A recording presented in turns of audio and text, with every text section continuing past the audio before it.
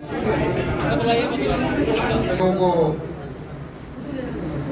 मेरा नमस्कार, अस्सलाम वालेकुम और सत श्री अकाल।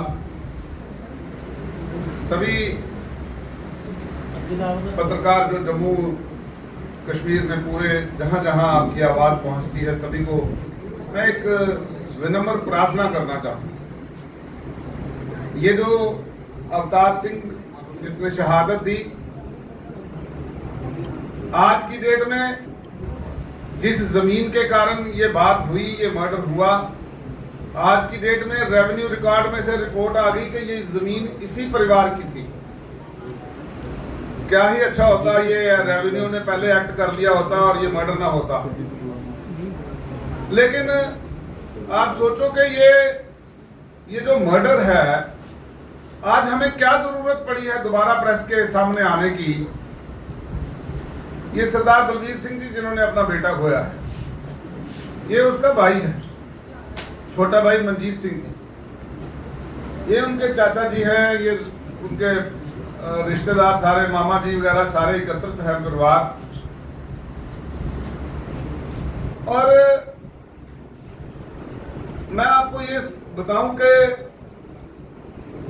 हमें बड़ा भरोसा था पुलिस प्रशासन के ऊपर। आज हम गुहार लगाने आए हैं अमित शाह जी से। सत्र चल रहा है कि आज भी शरदपुरी जो कमिश्नर सेक्रेटरी संजीव वर्मा के फादर इन लॉ हैं,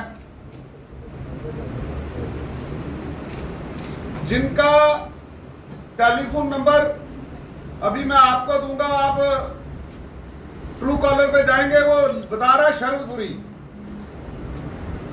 और वो बता रहा है कि वो कहां बात करता है मर्डर से पहले, वो कहां जाके जो आगे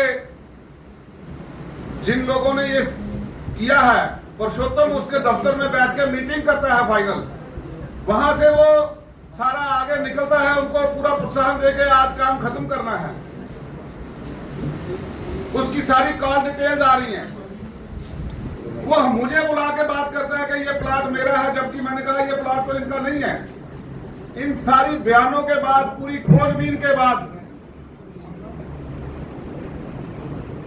आज भी पुलिस प्रशासन उसको अरेस्ट करने के लिए कतरा रहा है, क्योंकि संजीव वर्मा का प्रेशर है। इसलिए हम अमित शाह जी आपसे गुहार लगाते हैं, ये आपकी पुलिस है।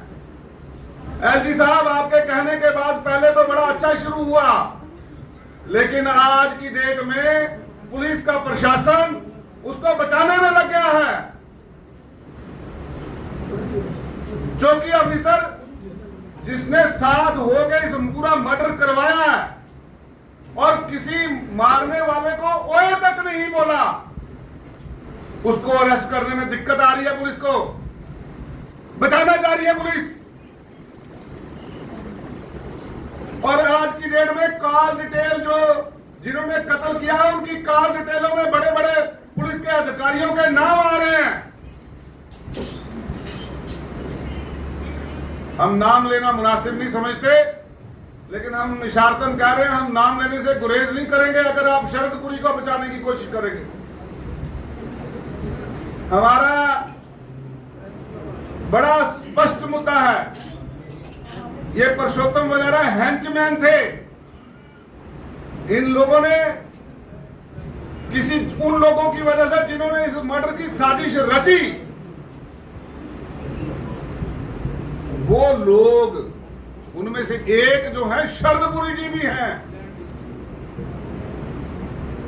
जो एक पावरफुल व्यक्ति जो इस वक्त कमिश्नर सेक्रेटरी जीएडी है, उनके फादर इन लॉ है। और पूरे पुलिस प्रशासन के ऊपर दबाव है। सिट को इंडिपेंडेंट तरीके से काम नहीं करने दिया जा रहा, मुझे लग रहा है, वरना आज तक वो अरेस्ट हो जाता। मेरी बेनती है पूरे जम्मू वासियों से, सभी लोगों से, सभी वर्गों से, कितने बच्चों को की शहादत देने के बाद हम जम्मू के लोग इकट्ठे होंगे। हमारे बच्चे चिट्टे में मारे जा रहे हैं, हमारे बच्चे नशों से मर रहे हैं, हमारे बच्चे ऐसे लैंड माफिया के हाथों से मर रहे हैं। हम एक दिन इकट्ठे होते हैं, उस दिन रोष प्रकट करते हैं, उसके बाद सारे अपने अपने कामकाज में लग जाते हैं। वो किसी की बात याद आ रही है, किसी ने बुजुर्ग ने कहा था ये अकेले अकेले लड़ोगे तो वो 4 लकड़ियां दी थी, वो चारों टूट गई। जब चारों इकट्ठी हुई तो तोड़ नहीं पाया था कोई। हम पुलिस प्रशासन को बताना चाहते हैं कि अगर आप शरदपुरी को अरेस्ट नहीं करेंगे, अगर आप उस चौकी अफसर को जिसने साथ होकर इस पूरा मर्डर की कार्रवाई करवाई अपनी देखरेख में, अगर आप अरेस्ट नहीं करते हो जनाब, हम यहां से पार्लियामेंट के बाहर जाके धरना प्रदर्शन करेंगे, अमित शाह से मिलेंगे। ये कैसा पुलिस प्रशासन है आपका? ये कैसी पुलिस है आपकी, जो एक तरफ डीजी साहब कहते हैं कि हम यहाँ पे ऑनेस्टी से, ईमानदारी से उस भूमाफिया के खिलाफ एक्शन करेंगे। एक इस सीट के ऊपर सुपर सीट बनाई गई जिसमें एक डीआईजी साहब को इंचार्ज बनाया गया, पीएचक्यू में ऑफिस खोला गया, उसकी रिपोर्ट को सारे लोगों के सामने लाया जाए, क्योंकि वो कहते हैं कि रिपोर्ट हमने सबमिट कर दिया डीजी को। वो रिपोर्ट लोगों के सामने लाई जाए, कौन कौन सा लैंड माफिया जो इस वक्त ऑपरेटिव है। बहुत सारी जमीनों के अंदर आज मुझे लग रहा है कि हमारे साथ इंसाफ नहीं हो रहा, और जो पुलिस ऑफिसर आज बादशाह बन के बैठे हैं, कल ये सरकारें बनेंगी यहाँ पर। यहाँ पे गवर्नमेंट राज खत्म होगा, यहाँ पर लोगों की चुनी हुई सरकार आएगी। जो आज हमें दबाने की कोशिश कर रहे हैं, मुझे थ्रेट्स आ रही है, मेरी जान को खतरा हो चुका है। अगर मुझसे मेरे ऊपर कोई भी बात होती है, कोई एक जरा सा भी आ जाती है, इसके लिए संजीव वर्मा जिम्मेदार होगा, जो अपने फादर इन लॉ को बचाने के लिए हर प्रकार की कोशिश कर रहा है। अगर मुझे कोई खरोच भी आती है तो ये समझ लें संजीव वर्मा जिम्मेदार होगा इसके लिए। भू माफिया ये जितना है, ये लोग जिम्मेदार होंगे। ये सारे एकत्रित होकर आज पूरे परिवार की और पूरे समाज की आवाज को दबाने के लिए चढ़े हैं। मरना तो है एक दिन, लेकिन अब हम पीछे नहीं हटेंगे। अब हम इस परिवार को देखेंगे। मैं पूरे जम्मू को, इस मंदिरों वाले शहर को पूरी अपील करना चाहता हूं, इस सूफी संतों के शहर के लोगों को अपील करना चाहता हूं, जागो। आज वक्त है, आज इनका नहीं है, इनका बेटा नहीं मरा, हम सबके जम्मू के नौजवान बच्चा मरा है हमारा। और पुलिस के जो सीनियर अधिकारी उसको बचाना चाह रहे हैं, आईपीएस और आईएएस लॉबी इकट्ठी होकर जो हमें इस भू माफिया को बचाना चाहती है, वो जम्मू के लोगों की गद्दार है। और हम फिर कह रहे हैं, ये चेतावनी न समझना, हम मरने मिटने पे तैयार हैं। अगली बार हम एक बहुत बड़ा प्रोटेस्ट लेकर दोबारा एलजी साहब से दोबारा मिलेंगे। एलजी साहब और डीजी साहब, हम आपको फिर गुहार लगा रहे हैं कि आप अपने पुलिस प्रशासन को बोलो, जो सबूतों के बिना के ऊपर, सबूतों के आधार के ऊपर जो लोग सामने आ रहे हैं, उनको अरेस्ट करने में क्या दिक्कत है।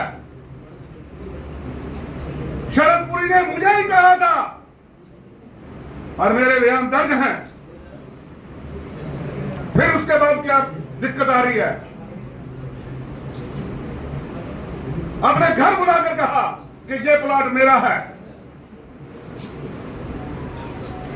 और मैंने उसके सामने कहा आपने कब लिया है? वो कहता है 2018 में लिया है, जबकि बलबीर ने ये प्लॉट 2004 में लिया, 2005 में इसकी नाम की रजिस्ट्री, इंतकाल, 4 दीवारी सब हो चुका था, कंप्लीट।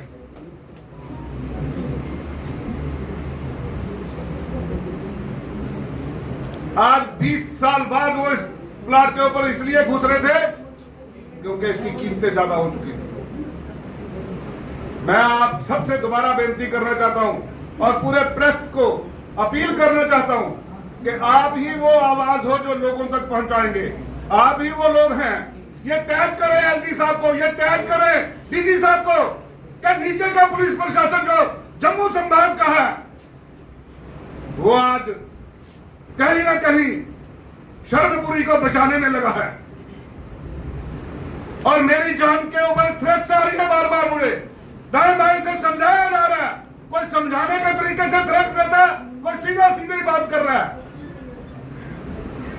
तो मैं ये कहूंगा कि ये मंजीत जी उनके सभी प्रेस वालों का थैंक यू वेरी मच आने के लिए और हमारी आवाज़ लोगों तक पहुंचाने के लिए।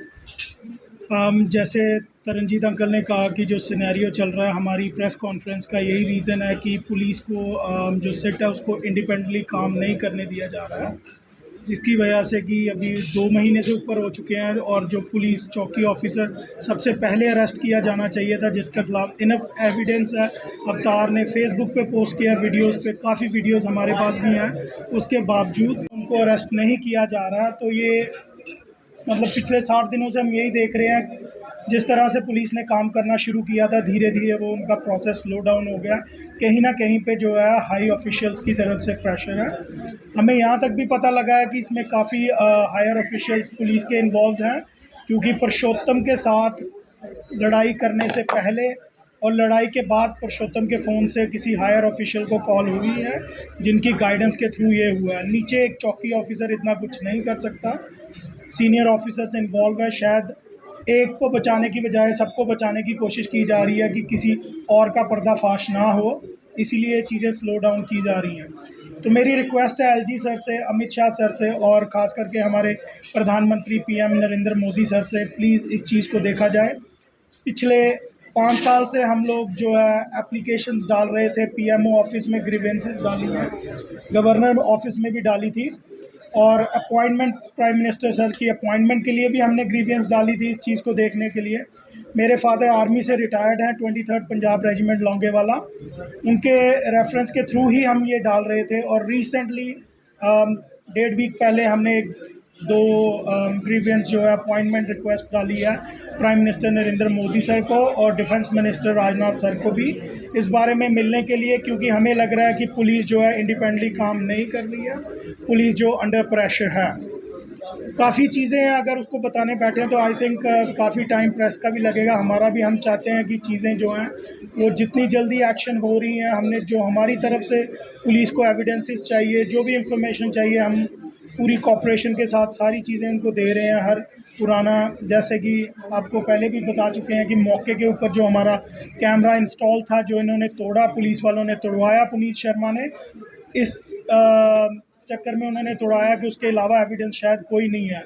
और जो फ़ोन हमारे ले गए हैं फादर साहब के, अवतार का फ़ोन जिससे वो रिकॉर्डिंग कर रहा था, अभी तक 3 फ़ोन मिसिंग है, कैमरा मिसिंग है, 2 चेनें मिसिंग है। इनमें से कुछ भी रिकवरी पुलिस नहीं कर पाई है, जो कि बड़ी विचित्र बात है कि 60 दिनों में पुलिस, चाहे टूटा हो फ़ोन, किसी भी कंडीशन में हो, उसकी कुछ तो रिकवरी होनी चाहिए। किसी भी चीज़ की कोई रिकवरी नहीं कर रही। शायद अवतार का फ़ोन तो हम मान सकते हैं कि इसलिए कि उनको ये डर है कि इसके अंदर जो एविडेंस है वो ना कहीं पुलिस के सामने आ जाएगा।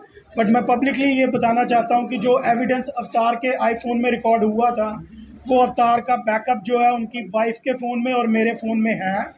नियर अबाउट 24 वीडियोज़ हैं, एक्सेप्ट जो फेसबुक पे इंस्टॉल की थी। 6 videos live, I think 6 videos हैं जो अवतार ने फेसबुक पे डाली थी। उसके अलावा 24 और वीडियोज़ हैं जो हमारे पास एविडेंस पड़ा है। इतना एविडेंस होने के बावजूद भी अगर पुलिस इनको नहीं अरेस्ट कर रही, तो I think there is some other black ships on the upper higher end जो ये काम नहीं करना चाहते। क्योंकि और ठीक है, मेरा भाई मरा, ठीक है, मैं नहीं ये चाहता कि किसी और का भाई मरे इसी सिनेरियो के अंदर। गलत चीज़ को हमने बर्दाश्त ना पहले किया ना अभी करेंगे। जैसे अंकल ने कहा, मारना तो आप हमें भी मार दो। अगर आप ये सोचते हैं कि हम डर के दब के चुप कर जाएंगे तो आवाज़ हमारी बंद नहीं होगी। मरना तो एक दिन सबने है, कैसे मरना ये डिपेंड करता है सच्चाई पे मरना कि कुत्ते की मौत मरना, आपने जाके दाएं बाएं क्या करना है। पुलिस ऑफिसर हैं, जितने भी इसमें इन्वॉल्व हैं, बच्चे सबके हैं, कहना नहीं चाहिए, लेकिन हो सकता है किसी दिन आपका बच्चा भी इस चीज़ का शिकार हो, मे बी लैंड माफिया का ना हो, नशे का शिकार हो। उस दिन आप ज़रूर पछताएंगे कि कहीं आपने भी गलती की है जिसका आप लेन देन इस हिसाब में कर रहे हैं।